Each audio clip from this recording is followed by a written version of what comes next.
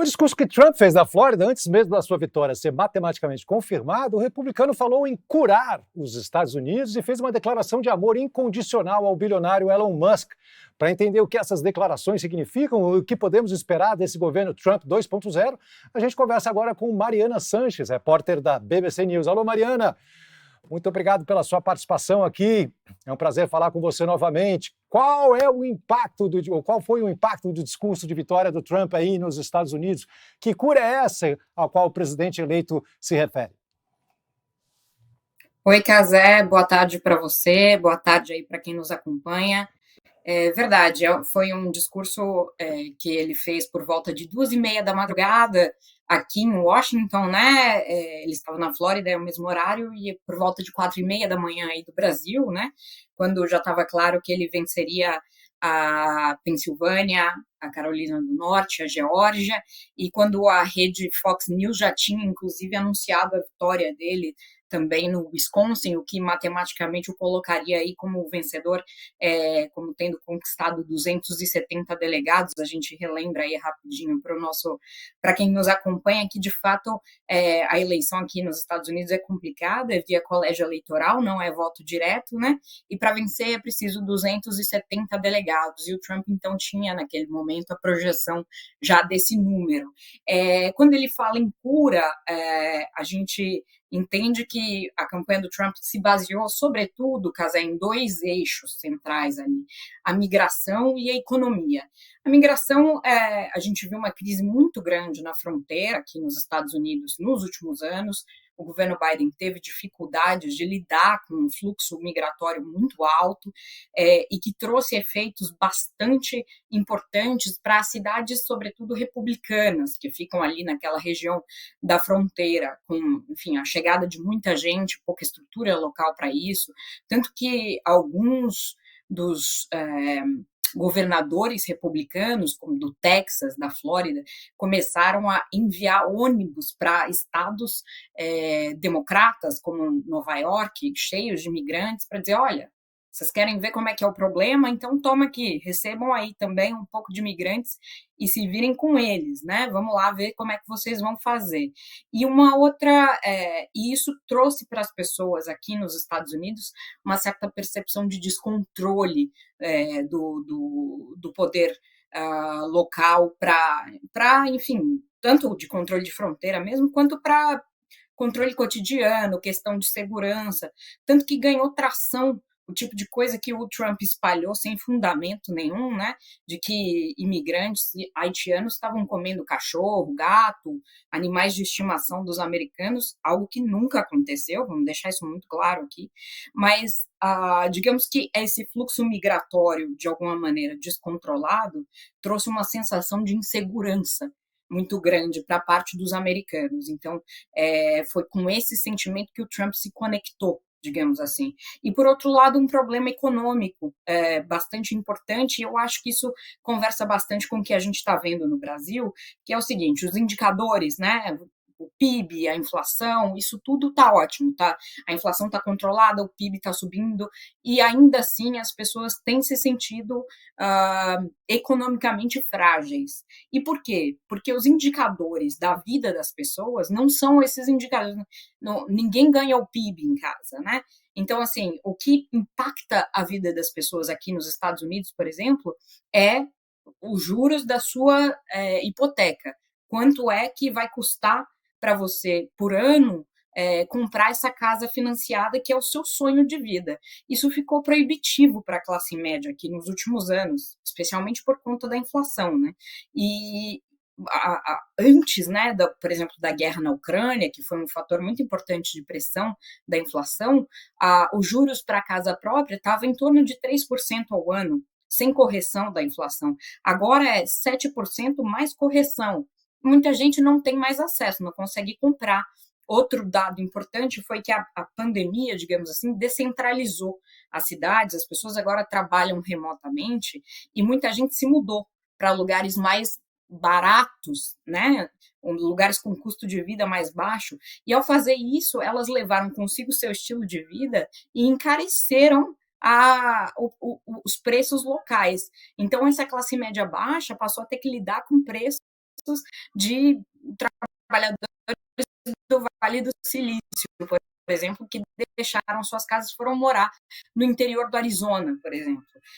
Isso tudo foi uma coisa um mal-estar que os republicanos e que, digamos, os democratas não tiveram muito caminho de resposta, sabe? Então, acho que isso explica um pouco, essa é a cura de que fala o Trump, né? Olha, os americanos vão voltar a poder consumir como queriam e vão fazê-lo com segurança, vão ter seus empregos garantidos, digamos assim, né? E aí a questão da migração é sempre uma questão, né? Olha, os migrantes vão chegar para roubar o seu emprego. A gente sabe que muitas vezes isso é completamente falso, né? Que os migrantes estão aqui fazendo muitas vezes trabalhos que os americanos nem aceitariam, mesmo que estivessem desempregados. Mas isso é um discurso que conecta muito forte com esse sentimento desse eleitorado aí, que é um eleitorado que votou no Trump, quer dizer. Certo. Quer dizer, do ponto de vista global, mundial, vamos dizer assim, com relação à questão ambiental, essa criança está aí tem uma criança gritando aí? Está aí com você? É minha filhinha. A sua filhota? Eu tenho um bebezinho de 10 meses. Que fofo. Acho que ela acordou comigo aqui participando. Desculpa, gente. Imagina, mas tem alguém aí cuidando dela, tá dando apoio? Você precisa ir lá? Sim. Tá legal. Se quiser trazer ela para cá, não tem problema também. A gente participa junto com ela. A certeza que ela aumentava a audiência, fofinha como é. Querida, com relação à questão ambiental, em seu primeiro mandato, o Trump retirou os Estados Unidos do Tratado de Paris. E agora ele afirmou que pretende reviver, quer dizer, reacender ali a era de ouro do petróleo e o gás doméstico. O que isso pode representar na prática, né, na luta contra as mudanças climáticas? Olha, não tem como diminuir o peso disso não, viu, Casé? Para o mundo, a consequência disso deve ser bem dramática.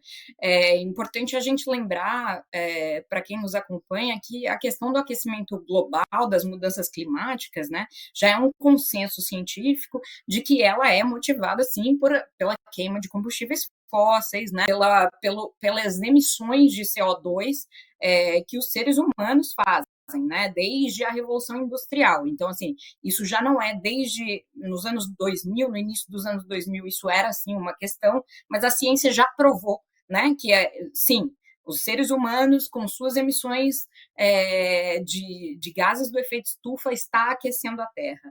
E é preciso parar esse processo antes que a gente chegue num ponto de não retorno, né, em que as mudanças climáticas possam realmente afetar e colocar em risco a vida na Terra, né? Então, esses tratados, por exemplo, o Acordo de Paris ou o Protocolo de Quioto, eram todos esforços no sentido de chegar a um consenso, a uma combinação entre os diferentes países do mundo, olha, a gente vai fazer, cada um vai fazer o seu esforço aqui para a gente evitar que o planeta até 2100 se aqueça para mais de 1,5 graus.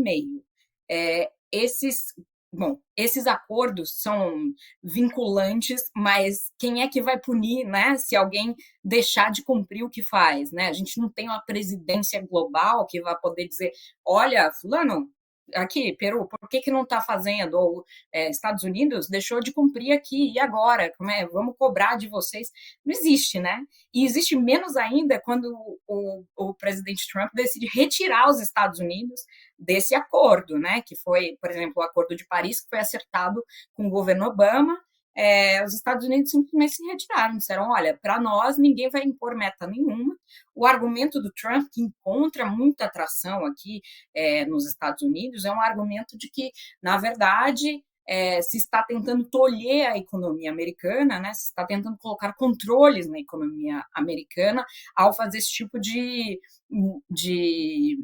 meta que obriga a uma mudança, porque a grande realidade é que as economias vão ter que fazer uma transição energética, uma transição para um caminho aí mais verde, né, de menos emissões de carbono.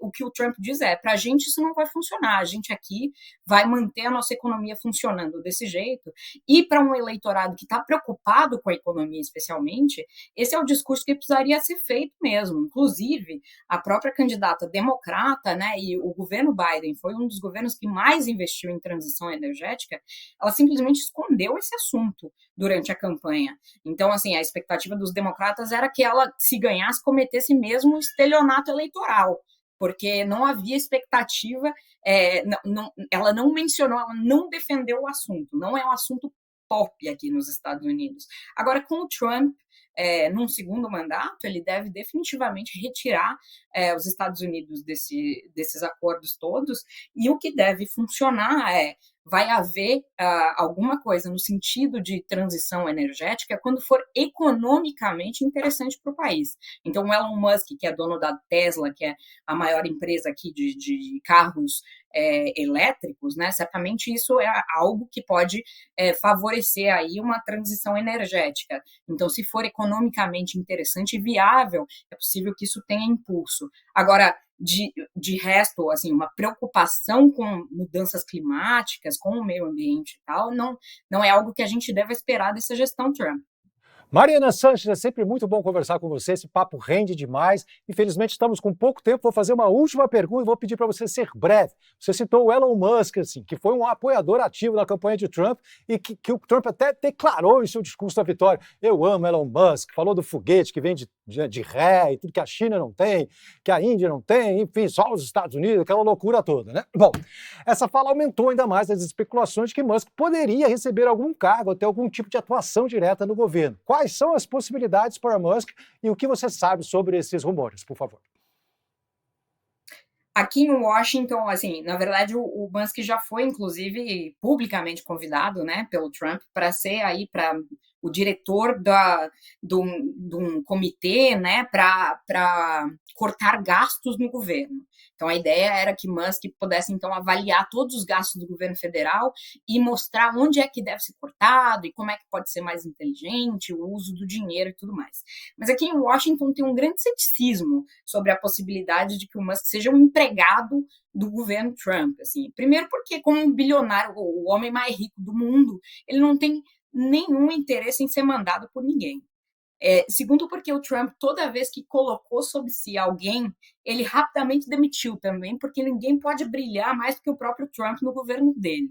Então, é improvável, viu, Casé, a princípio, que essa seja uma relação de subordinado e chefe, né? Em que o Musk fosse subordinado e o Trump o chefe. Muito provavelmente o Musk vai ser um conselheiro ali, vai ter os ouvidos do Trump para tudo que ele quiser, mas não vai ser um empregado do Trump, não.